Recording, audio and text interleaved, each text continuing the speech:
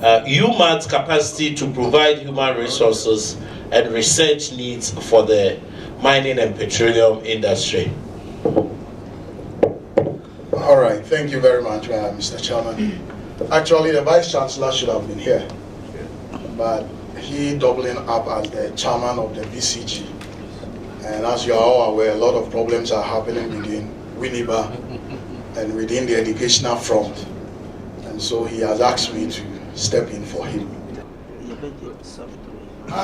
This presentation is simply to tell you whether UMaT is capable of providing the needed human resources. Yes, because the answer is straightforward. Yes, we can do it. Yes, we can. But as human as we are, there is a need for us to talk about facts. And I will be presenting some basic facts. I'll move through some insights into Ghana's mining industry, which will be very fast. And then because he is the VCG Ghana chair, we will also take our time to talk about where other institutions, but as I am here talking about UMaT, I will point out why UMaT is the best. There are some challenges and what UMaT seeks to do to solve that. We all know that the mining industry is doing a lot of things in terms of its contribution to the GDP. These are facts that are available that we are all privy to. But you cannot talk about these developments in the mining industry without a contribution coming from education. And once we are talking about mining, you can't also talk about mining education without talking about University of Mines and Technology. UMaT started as a technical institute in 1952 through an advocacy through the Chamber of Mines. It was changed to the Takwa School of Mines in 1961. With some assistance from some groups, CEDA, UNDP, GTZ. It was affiliated to the Kwame Nkrumah University of Science and Technology in 1976. And this morning, if we had the first batch that were transferred from KNUST to Takwa. Then, when Andam was around, he started this college system, and so UMaT was reorganized to become the Western University College of KNUST in 2001. And through that, through the instrumentation of our own Professor Mrekujima, our Foundation Vice Chancellor, it was reorganized, and UMaT received its charter by an Act of Parliament, Act 677. UMaT became a fully fledged university. And sometimes most of us still refer to UMaT as School of Mines. We have come of age. We are no longer a school, we are a university. The significance of UMaT. UMaT is the only mining university in West Africa. When you come to the Sub-Saharan, we are on top. Over the years, we have graduated over 3,200 students for the mining and allied industries from 2009. Just last 2 weeks, we graduated 500 more into the industry. Our programs are unique. And so with all the issues that were being discussed here as I was sitting, I was just smiling in my head. And the fact that our programs are unique, our programs are also the best. And there are a lot of UMaT products here, and there are a lot of UMaT guys, and they are doing extremely well. In terms of quality, we are on top. Sometimes people say we are small. We intentionally keep our classroom sizes very small. We don't go beyond 50. And if you want to see that, come to the university and check our classroom size. It is strategically designed just to keep small numbers so we can have hands-on with our product. There are certain things that indicate quality. Currently in Ghana, we have the best student-teacher ratio in Ghana. We have it as far as engineering is concerned. UMaT has that. We have very strong quality assurance system that strictly adheres to both the NAB, that is National Accreditation Board, and National Council for Tertiary Education. They are standards. These are facts. UMaT will never start a program without receiving accreditation. Any student that is here from UMaT, within a month your results will be ready. We have been waiting on accreditation and it has taken us 5 years. And this year we are mounting our renewable energy engineering. Apart from these NAD standards also, starting this academic year, every student in UMaT will be insured on field and even in attachment. So if you have your child, bring your child to UMaT, field work or even on attachment, the student will be insured. In terms of our quality assurance system, the students who are here can testify. Students assesses us, and the truth is that you can't identify who said what, because the whole system even now has been automated, and you will receive your copy. If you score below a certain figure, the Vice Chancellor will call you and have a nice chat with you in his office as a lecturer. Our programs are practically oriented. I see a lot of people complaining. And in fact, when Professor Kofi was talking, he alluded to some of these facts. UMaT, we have a code of ethics for every lecturer. Even if you are teaching, you have to declare that you have your sister, your daughter, your wife, your girlfriend in the class. But you dare not use our examination to woo a female student. We have dismissed 2 of our lecturers for soliciting for sex with marks. We have very competitive school fees. In fact, you can check on our website, our fees are there. We are not afraid, and we set our fees with our student representative. The students sitting, they agree to it. They all go around together with the Dean of Students to check how much other universities are paying. Our environment, wow. Thank God we are not in Accra or Kumasi, that the 9 cities of life. But when you come to UMaT campus, it's green. The lawns are always trimmed, and the environment is serene for academic work. And so the students of Christian UMaT as University of Moying and Torture. 90% of our graduates in terms of employment. In fact, those who are not working have just finished school. We are proud to say that about 70% of our products after school are able to secure job, and then within the next 5 years, the rest will be able to find themselves something to do, because we inculcate in them the spirit of working for themselves. So even those that are not in the mainstream are able to secure jobs. For example, in Geomatic engineering, our students are able to get jobs even whilst they are in school. Gender mainstreaming. This year, every single female that applied with the normal accreditation grades, C6 minimum, we admitted her. We've done the first admission because we want to achieve 40% by the year 2024, because the mining industry is becoming the preserve of the male. And so we have a special target. Once you are a lady, you don't go into competition. We admit you straight. Before if we will admit the men.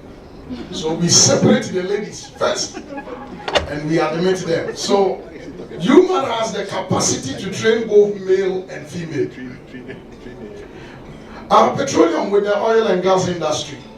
UMaT is the only university that airlifts its students to Nigeria for practical training. And we are hoping our sector will develop, and once that happens, we will be able to do that in Ghana here. So we do that. We also look for attachment for our students, especially in the 3rd year. And we collaborate with a lot of mining companies, and I am sure you are aware of it. UMaT also supports local content for the mining sector, improve technology in mining industries, And so, in terms of capacity, we are there. We are there. Some of the mining-related programs that we have mining engineering, which is up to the PhD level.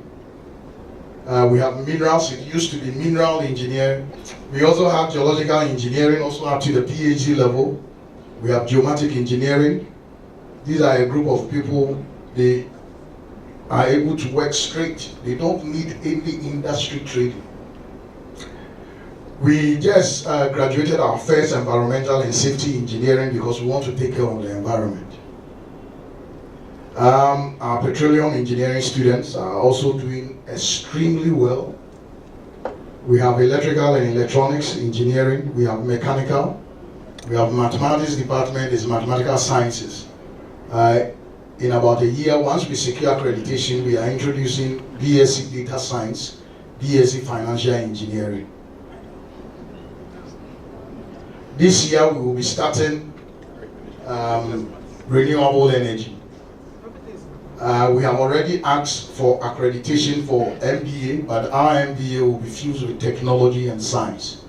And so we've already established another faculty called Faculty of Integrated Management Sciences.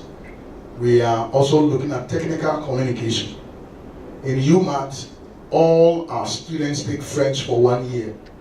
Even if you fail French, you won't get a certificate. You can get all your marks to the roof. But once you fail French, you are not getting a certificate. The French ambassador, our government, has also given us money to set up a languages lab. And so language is of essence to us, and we are setting up a technical communications department. These are companies that over the years have been supportive with our practical training. So once we talk about UMaT, the capacity is there. Just bring your word. Currently, we are the best in the country. We may be in Takwa, but which is the best place to train mining and the allied industry? Not in Accra, not in Kumasi, not anywhere, but in Takwa, because that is where the gold is. In Ghana, the following universities also handle courses that are related to mining. KNUST, they have geomatic engineering, they have geology, they have materials engineering, metallurgical, environmental science, electrical, mechanical. University of Ghana, they have geology, material science, engineering, petroleum geosciences. And then University of Energy and Natural Resources. Currently, I would say they are the lead institution when it comes to renewable energy. They are doing extremely well. They also run programs such as environmental engineering, natural resource management. They also have renewable energy. UDS also has earth science and environmental science. UCC is also running environmental sciences. There are problems within our mining environment, the small scale, that is becoming a necessary evil, the gold prices that are falling. We have energy crisis, community pressures on the various companies. Man must survive, and so they are fighting. And therefore, in the midst of all these challenges, in terms of the research component of the topic, do we have the capacity? Yes, UMaT has. The first point the Vice Chancellor wants to draw home is that we support the government's way of doing things, that government should find solutions, and that the sector must be regulated because the rules are there, the laws are there. We should be able to design templates for periodic reports between the small scale and then the Minerals Commission. And with this, we should be able to employ more. There should be regular auditing at all small scale sites. Let me go to where UMaT is because of our time. What is our initiative as a university? We've signed an MOU with the Ghana National Association of Small Scale Mining. And as I speak to you now, the government, through the Minister of Environment, they've provided UMaT with 500,000 Ghana cedis to train these small scale miners on various issues. We had 2 weeks ago, we handled 100. This week, there are about 130 as I'm talking to you now at UMaT. And these programs are ongoing. The Australian government also gave us $60,000 to train these small-scale mining. Professor Al-Hassan and Prof. Amankwa also researched into how to extract these minerals. I'm not competent in that area, but they gave it a very nice name called Sikabuchia. And United Nations Development is not UNEP, UNDP. They are excited about the product, and it's not most of these guys are using it. And then there is also the lantern retort developed by Prof. Amankwa. So in terms of our initiative, UMaT is really doing a lot, and so the capacity is there. We think that if we are supported by industry players and government, we can establish some refineries very close to Takwa or even inside Takwa, so that our minerals engineers will help to refine most of these to create employment. We want to provide support to the mines reserve plants, funding to academia to provide economically viable options. The knowledge base is there. We are capable of assisting. I have already made this point. UMaT is to mount renewable energy to assist. If you come to UMaT now, most of our lighting now is solar. And we want to go that way. GMC and government to support GCM to support Ghana Chamber of Mines and government to support communities. And then also our foundation vice chancellor, Professor Daniel Nokujima, has a model which was published in the Ghana Mining Journal on corporate social responsibility. I think he's been doing some fantastic job with I think Cherano, or is it Newmont, the Brown Hafo, and then I think Bogos also. So these are things that we are doing in the university to support. In conclusion, mining we know has contributed significantly to the development of this nation. In terms of our training, UMaT is strategically positioned to provide the needed human resource. We have the men, we have the resources, and UMaT to 50 per class. So when I say the student-teacher ratio, which is a standard mark national accreditation uses, we are on top. When it comes to writing skills, just last 3 weeks, 4 professors came out. And for those of us who understand the academic environment, once professors are coming out, then it means they are researching. Probably our difficulty now is, how then do we turn these successes to contribute to the GDP of this nation? How do we turn our research into money? And to solve that, the Vice Chancellor and his team has set up an Office of Research and Innovation Center called ORIC, which has been established to have a business incubation center that all the research our students are doing, this center will now see to it that we turn it into money so that the country can benefit from that. Mr. Chairman, I am done. And to answer the question, UMaT is ever ready.